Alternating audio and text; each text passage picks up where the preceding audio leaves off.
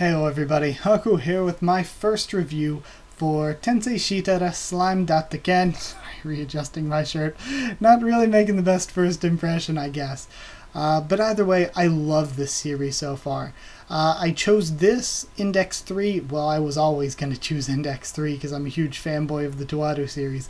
But other than that, I chose this and Zombieland Saga to review week to week. And yeah, I'm going to be catching up to episode 1 and 2 over the course of this weekend for both of them so that I can review each of them as soon as the episode comes out from now on. So yeah, there's that. And if there's any other anime that you want me to... I made a video on what I'm watching, so I mean, you could go check that out, but I might link it in the comments or something so that you'll know what I'm watching already. But if you want me to review anything else I'm watching or anything like that, or anything this season, just give it a shout out, and I'll think about it at least. But either way, let's talk about this series. So, or at least the first episode of it.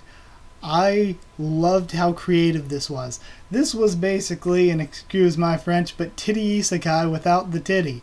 I loved it. Because this series, I was expecting it to be like that. I was like, oh, it's an isekai where there's this guy in his 30s that gets reincarnated as a slime. It's totally going to be slime tentacle ecchi all the way. That is absolutely what I was expecting to see.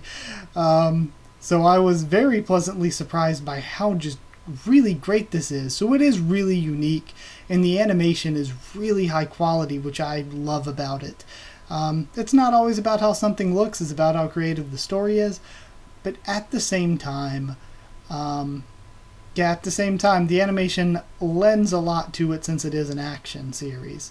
But we're starting off at the very beginning, seeing these bombings. Looks like maybe, I don't know my Japanese history super well. I'm assuming maybe it's something during World War II, but it could have been something earlier than that. I know there were Russian-Japanese wars, but I'm pretty sure the most recent of those was in the 1800s, maybe 1850s, so they wouldn't have had bombers then. But at some point, there's these bombings going on, and this girl gets taken to the other world, and it's clearly the human hero, or the girl from the opening, probably. So we can assume that. But yeah, this girl gets taken to the other world, is what I'm assuming. She gets taken, I'm assuming she's going to end up the same place the slime main character is. So the main character that we get introduced to is a content single worker, which I actually like and think that it's super creative, because I feel like with a lot of these, we had this same first episode, but there's usually some edge to it, some contrived, edgy backstory, where things are just so hard for me, and I'm such a loser, but he wasn't all that negative about it. He was like, nah, I'm a pretty content single, having a girlfriend would be cool, but it is what it is. I'm a good worker and all that. So the main character was kind of interesting. He was different. And he dies sacrificing himself, basically. Very reminiscent of a Yu Yu Hakusho beginning. So yeah, I actually really liked the first part of this, and the way that it was all animated and organized and paced out was again so different from the same first episode of an isekai I've seen a million times. So he's hearing these mysterious voices as he's dying, and they're basically using how he's dying to reincarnate him, which is incredibly creative. So he's not going to feel heat or cold or pain or physical damage or anything like that. And because of the way he's dying and the way he's thinking about it, the way he's dying, it's kind of leading him to be reincarnated as a slime, which is great. Then I love his last request, get rid of the hard drive, throw it in the bathtub, so great. He gains the Predator skill and the Great Sage skill, and both of those are going to be important. I love the art style, where multiple times we see things like not only the way they're visually representing the skills and the Great Sage within him and all that, but also when they use sort of just the real-looking slime glob to represent him, and like when it's falling down the stairs and stuff, when he falls into the water. All of those little visual representation gags are actually really good. So I actually really like all of that. Yeah, when he gets reincarnated, his only sense starting out is feeling.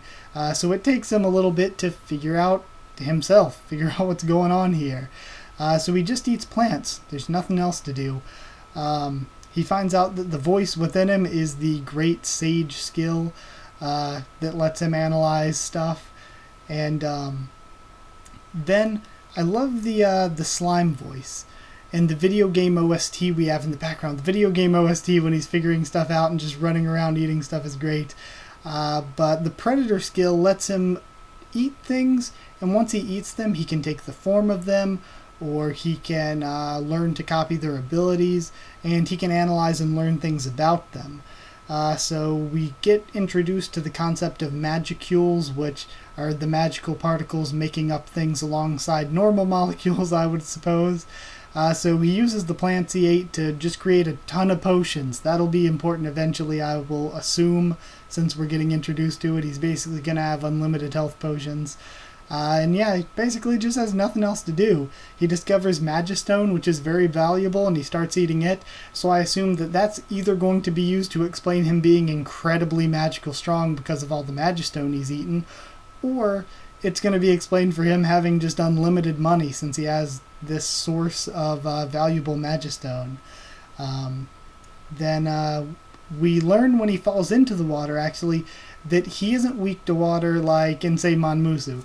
In Monmusu, if a slime falls into water, they're basically dead. They're going to dilute themselves and dissolve within it, but apparently he doesn't dilute or dissolve when he falls into water, which is a good distinction to make. In fact, water makes him quite strong, but either way, he takes damage flying out and hitting a wall.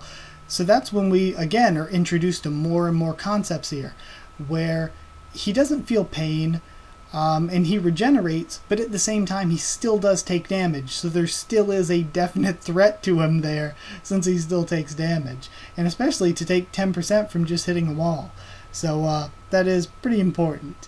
Then that's all we get before we get introduced to Veradora, who is amazing. Like, I love Veradora so much, and they really made the show for me in the first 2 episodes. But Veradora can hear his thoughts. They become friends. I love just that he's a big tsundere dragon. It's so brilliant. He actually mentions that he's one of only 4 true dragons. So I'm not 100% sure on what that means, but it's good setup from the very first episode for things. He says that slimes aren't usually, I guess the term would be sapient, really. That they aren't usually these high-thinking creatures that have actual presence of mind and self-awareness. He also gets us introduced to something that's super, super important and that I like a lot, is that this is a series where isekai is a normal thing. People get drawn in from another world here and there from time to time. So other worlders are what they are, and they exist here. So of course the slime main character wants to go find other worlders, because that's kind of a connection to being where he's from. Of course he would want to find them. I love Veradora's story. It's really, really good. And then we have the girl from before, is what I'm assuming the hero is. We learned that she is a summon, and that summons can't disobey the summoner. So I assume then that freeing her from her summoner is going to be a future arc, probably. Yeah. Oh my god. That reminds me, I saw in my notes. Tamara, we get the clip of Tamara, I think was his name, actually throwing the CPU into the bathtub. So good. Oh, so funny. And I think that's where it ends, right? Yeah, we see the opening at the end. The opening is amazing for multiple reasons, and it can tell you a lot about the series. Because it doesn't just focus on the main character. We have a lot of focus on these side characters, which gives me hope, because a lot of times isekai fall into the trap of the main character just does everything and the side characters don't really matter that much.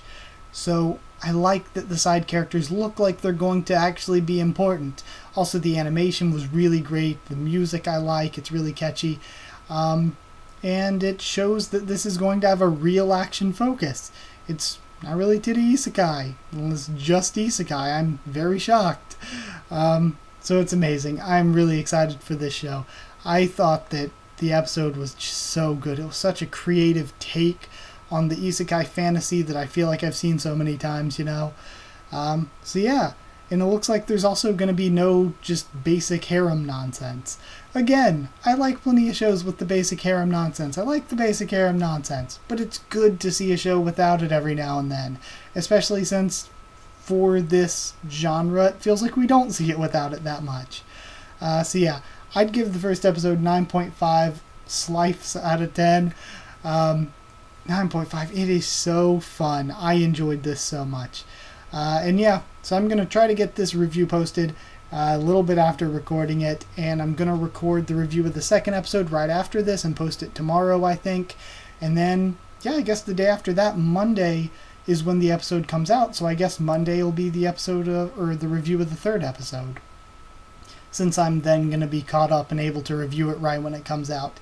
So yeah, Mondays after it comes out should be when the reviews are up every week from now on. So yeah, that's it. Gonna get to episode 2 now. Thank you for watching this video, though. Like if you did like the video, comment down there. Tell me what you thought of this episode, what you thought of my thoughts on it. Subscribe for more. Slime Datta again. Zombieland Saga is another one I'm reviewing weekly. Index 3, and then a bunch of other stuff like manga and light novel stuff on the channel.